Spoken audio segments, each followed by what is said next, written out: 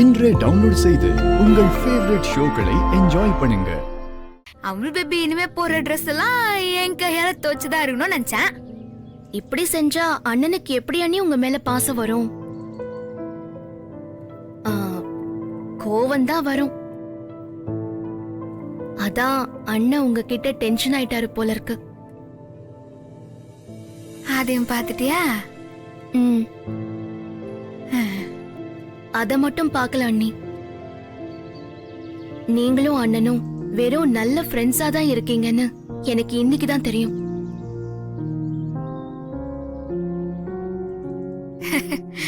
ஆமாமா, நாங்க புருஷன் பொண்டாட்டி மாதிரியே இருக்க மாட்டோம். நல்ல ஃப்ரெண்ட்ஸ் மாதிரி தான் இருப்போம்.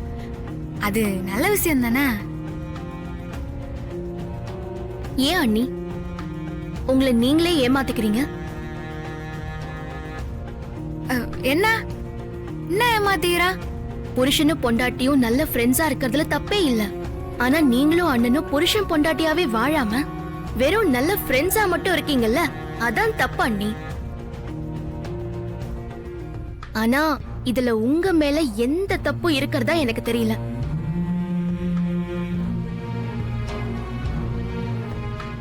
அண்ணன் கிட்டதான் ஏதோ மிஸ்டேக் இருக்கு. அதுக்கு ரீசன் என்னவா இருந்தாலும் நீங்க தான் அண்ணனை மாத்தி உங்க வழிக்கு கொண்டு வரணும்.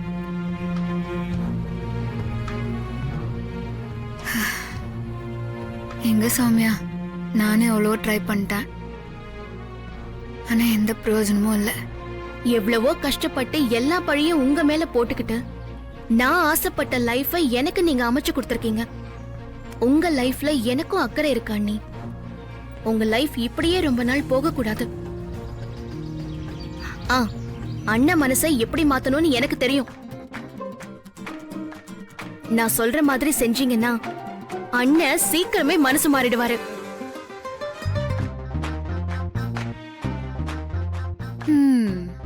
நீ ஒருத்தி தான் இந்த விஷயத்துல எனக்கு ஐடியா கொடுக்காம இருந்த. இப்ப நீயுமா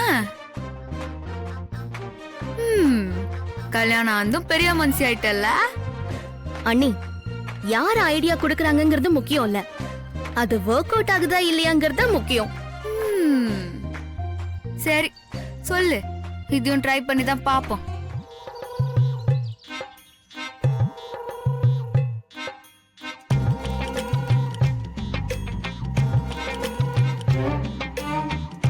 நீ பிரபுவோட க்ளோஸ் ஃப்ரெண்டு, உனக்கு தெரியாம இதெல்லாம் எப்படா பண்ணிருப்பாங்க? எங்களை எல்லாம் பார்த்தா உனக்கு காதுல பூ வச்சிருக்கிற மாதிரியா இருக்கு. மாமா, இவனை நம்பாதீங்க, ஃப்ராடு பையன்.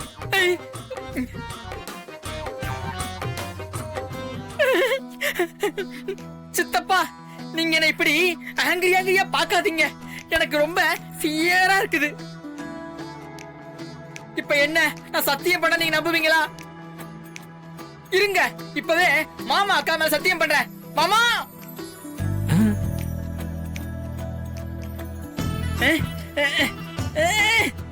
வேணா, ஹைட்டா இருக்காரு, இவர் செட் ஆக மாட்டாரு. என்கிட்ட எதையுமே சொல்லல, எல்லாத்தையும் மறைச்சிட்டாங்க. உங்களுக்கு எப்ப உண்மை தெரியுமோ அப்பதான் எனக்கும் உண்மை தெரியும். உங்களுக்கு எப்ப ஷாக் ரியாக்ஷனோ அப்பதான் எனக்கும் ஷாக் ரியாக்ஷன். வேணும்னா டைரக்டர் கிட்டயே கேட்டு பாருங்க. கடவுளை சொன்னேன்க்கா, நானே அவன் ஒரிஜினல் சிங்கப்பூர் சிங்கார வேலை நினைச்சு அவன் கிட்ட போய் வேலையெல்லாம் வேற கேட்டேன். அவ்வளவு தத்ரூபமா நடிச்சு என்னை ஏமாத்திட்டாங்க.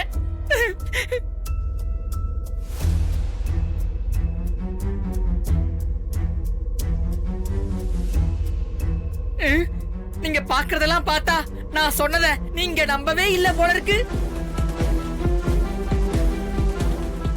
சித்தப்பா, கல்யாணத்துக்கு முத நாள் பிரபு என்ன கூப்பிட்டு இருந்தான்ல, அன்னைக்கு என்ன சொன்னா தெரியுமா?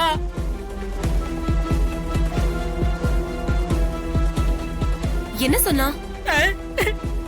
கல்யாணத்துக்கு நான் வரமாட்டேன், அதனால எனக்கு பதிலா என் ஸ்தானத்துல இருந்து அந்த கல்யாணத்தை நீதான் முன்ன நின்று நடத்தணும்னு சொன்னா.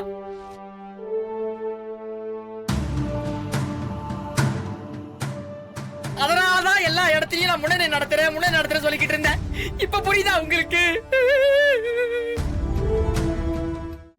உனக்கு மெயில் வந்திருக்கு பாரு. மாப்பிள, எனக்கு மெயில் தான் வந்திருக்குன்னு எப்படி மாப்பிள சவுண்ட வச்சு கரெக்டா சொன்ன? டேய், அனுப்புனதே நான் தான்டா. மாப்பிள, கையில ஒரு சர்ப்ரைஸ், மெயில்ல ஒரு சர்ப்ரைஸ். அப்ப இது சர்ப்ரைஸ் ரூமா? இனிமே வாழ்க்கையே சர்ப்ரைஸ் ஆக போகுது.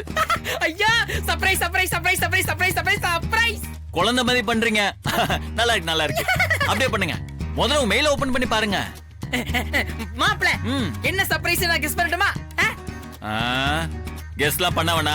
அத மெயில் அனுப்பிச்சிருக்கல, எடுத்து படி. பரவாயில்ல, நீ எனக்கு ப்ரமோஷன் கொடுக்க போற, கரெக்ட்டா? அத எதுக்கு மெயில்ல பார்த்து சொல்லணும்? உன் வாயாலே சொல்லிட்டா நான் ரொம்ப சந்தோஷப்படுவேன்ல. மிஸ்டர் குலபுதம், நான் உங்களுக்கு பதவி உயர்வு தான் கொடுக்க போறேன். நீங்க எப்படி கெஸ் பண்ணீங்க? நான் உங்களுக்கு அனுப்பி இருக்கிறது ரெசிக்னேஷன் மெயில். சுசி கணேசனுக்கு மெயிலா? நல்ல காமெடி. நான் அப்புறமா சிரிக்கிறேன். சரி சரி. ரெசிக்னேஷன் லெட்டர்னா நீயா விருப்பப்பட்டு ஆசைப்பட்டு சுயமரியாதையோட உன் கைப்பட சைன் பண்ணி இந்த கம்பெனி விட்டு போறேன்னு எழுதி கொடுக்கிற லெட்டர். ஓகே, இதான் உனக்கு last chance. But one condition. நீ எது சொன்னாலும் நான் கேட்பேன் மாப்பிள. நீ இப்ப எவ்வளவு சம்பளம் வாங்குற? 30,000. 30,000. நீ ஆபீஸ்ல சேரும்போது எவ்வளவு வாங்கின? 15,000. இனிமே உனக்கு 15,000 ரூபாய் தான் சம்பளம். மாப்பிள மாப்பிள மாப்பிள மாப்பிள, யோசிச்சு சொல்லு, டைம் இருக்கு. குள்ள போதா அன்னைக்கு வாய வச்சுக்கிட்டு சும்மா இருந்திருக்கலாம்லடா. 5 நிமிஷம் வாய கொடுத்ததுனால 5 வருஷம் பின்னாடி போயிட்டியடா. எப்படி நீங்க அயன் பண்ற பேர்ல பாதி ட்ரெஸ் புசிக்கிடுவீங்க. அதான் எஸ்டவா நான் புது ட்ரெஸ் வாங்கிட்டு வந்திருக்கேன். இதோ பாருங்க, இனிமே இந்த வீட்டு வேலை உங்க செட் ஆகாதுங்க. தயவு செஞ்சு புரிஞ்சுக்கோங்க. ஏன்னா நீங்க ரவுடி பேபி, புரியுதா? ஓ, வெக்கமா? பேபி, நீ என்ன ரொம்ப புகழ்ற. ஆமா, இப்ப என்ன பண்றீங்க? எனக்கு வெக்கமா அது. வெக்கம் இன்னொரு வருஷம்ல. ஏங்க, நம்புற மாதிரி இல்லைங்க. அதெல்லாம் எப்படிங்க உங்ககிட்ட எல்லாம் இது வருது? நீங்க ஆக்சுவலி சரி நான் நம்பிட்டேன். இப்ப நீங்க பண்ணீங்களா, அதுக்கு பேரு வெக்கம்தான். வெக்கம்தான். இப்ப எங்க முறைக்கிறீங்க? அண்ணி, எப்பவுமே டச்சிங்காவே இருக்கணும். விலகி நின்னு பேசிட்டு இருந்தா வேலைக்கே ஆகாது.